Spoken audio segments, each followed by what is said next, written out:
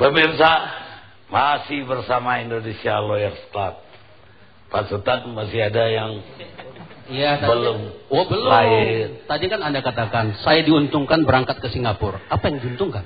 Ya. Fitnah yang ada. Saya nanya. Diuntungkan. Saya menjawab. Ya, jawab. Ya, sudah saya.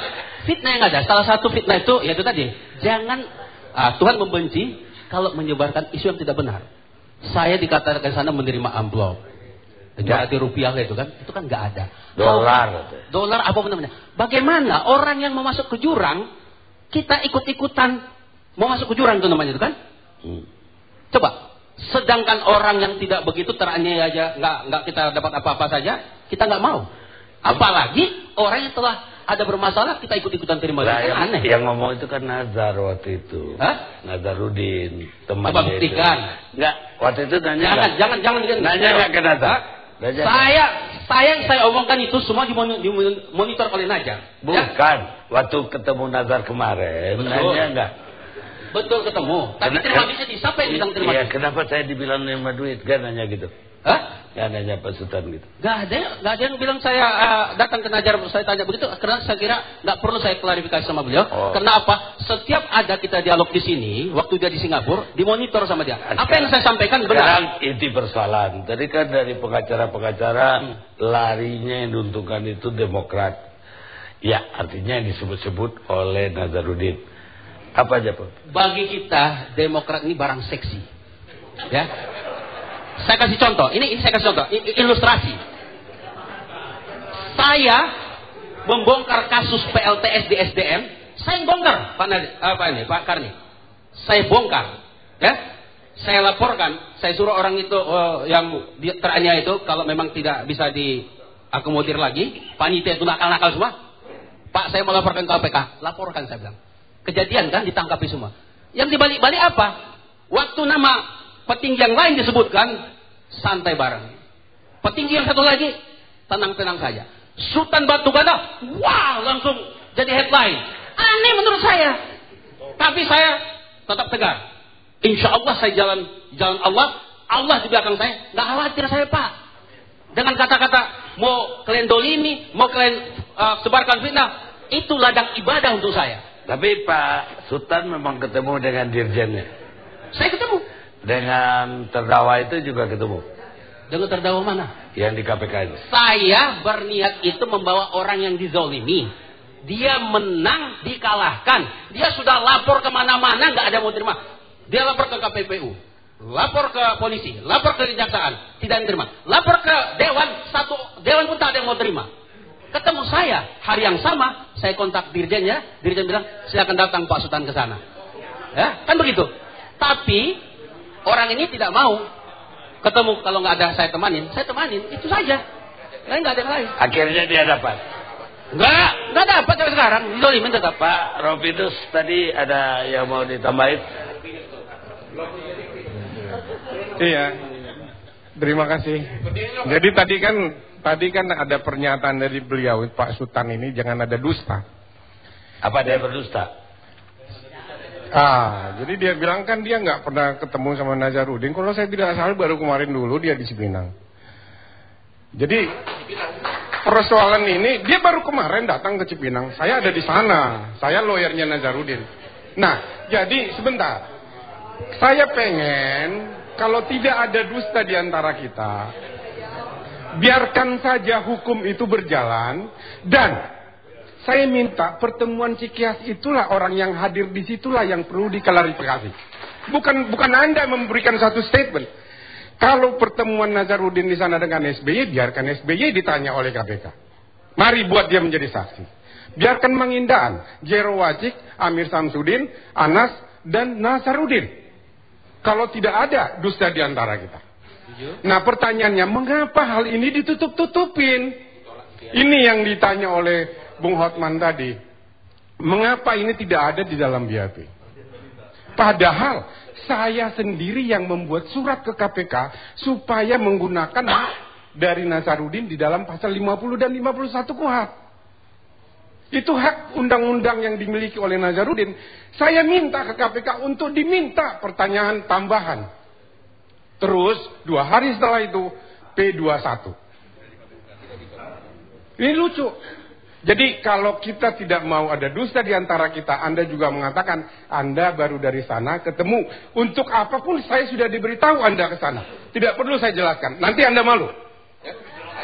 Terima kasih. Ya udah Pak. Kan tidak ada dusta.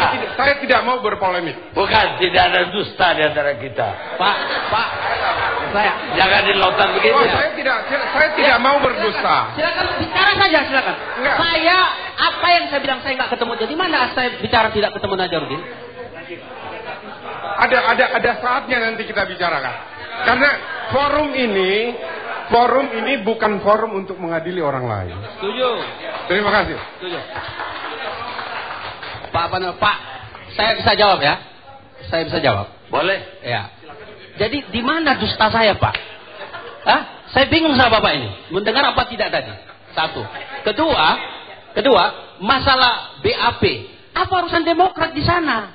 Apa tujuan kita ke sana? Siapa yang menghubungin penyidik sana? Kan nggak ada. Silakan kalian bongkar saja. Gitu loh. Kok tiba-tiba ini harus dibongkar? Bongkar, Pak. Nggak apa-apa, Pak. Silakan bongkar. Nggak ada masalah. Silakan. Kalau Anda merasa benar Anda, silakan. Pak, coba tuh. Terima kasih. Jadi begini Pak, kami ini lawyer bukan tukang bongkar.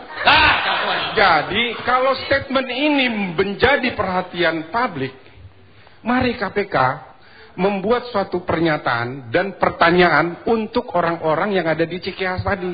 Itu aja. Jadi saya bukan tukang bongkar saya. Jadi kami lawyer hanya ingin mengikuti apa yang diatur di dalam undang-undang. Jadi silakan, saya bukan politikus. Ya kalau tidak mau mengatakan apa tujuannya ke Cipinang, saya kira Pak Rufidus cukup sampai di sini. Terima kasih Pak. Pak Apa siaran? Lukman Pak Hamid, Pekerja Strategi Jakarta. Bapak sudah baca tuduhan Tipikor. Apa penilaian Bapak? Assalamualaikum warahmatullahi wabarakatuh. Yang pasti dakwaan ini dibentuk oleh CPU dalam bentuk alternatif. Tapi copy paste. 1, 2, 3 materi yang diuraikan sama, hanya ganti pasal. Makanya saya pikir bukan alternatif tadi. Nah, ya itu dia. Jadi ya saya kalau bilang karena ini disebut jaksa, saya sendiri juga agak malu juga. Karena injak kaki kepala sakit, gitu loh. Kemudian kedua, kalau melihat uraian di sini, ada 13 peranan Nasruddin. Saya pakai nomor 1 sampai 13. Kelihatannya dalam ini begini, kita mesti beranggapan bahwa dakwaan ini disusun oleh KPK, dia punya cukup bukti. Begitu dulu asumsi kita ya. Kalau lihat ini berperanan 13 peranan. Macam-macam perintahkan sondak untuk temuin siapa, ngatur siapa, perintah si A, pokoknya 13 poin. Kemudian yang saya lihat, jadi kalau dari 13 ini ada 2 perbuatan yang berangkai di sini. Pertama dia menerima suap, kemudian kedua dia menyuap. Ini ada 2 sih. Ya, dia terima dari ini menurut dakwaan dari DGI, kemudian dia menyuap ke dengan melalui si Rosalina. Tapi di dalam dakwaan ini hanya ribut soal terima 4,7 sekian. 4,6. Sepertinya tidak ada hubungan sama sekali dengan peranan Rosalina. Ya. Nah, baru kalau kita kemudian lihat kepada dakwaan alternatif kedua, di situ betul-betul saya lihat ini ya sebenarnya ini menguntungkan teman-teman pengacara acara ini ya. Di sini ada pasal dia gandeng. Pasal 5 ayat 2 sebagai penerima. Kemudian dia gandeng dengan pasal 5 ayat 1B pemberi. Jadi sebenarnya dia tadi yang saya bilang ada dua sisi. Dia sudah cerita di dalam sini.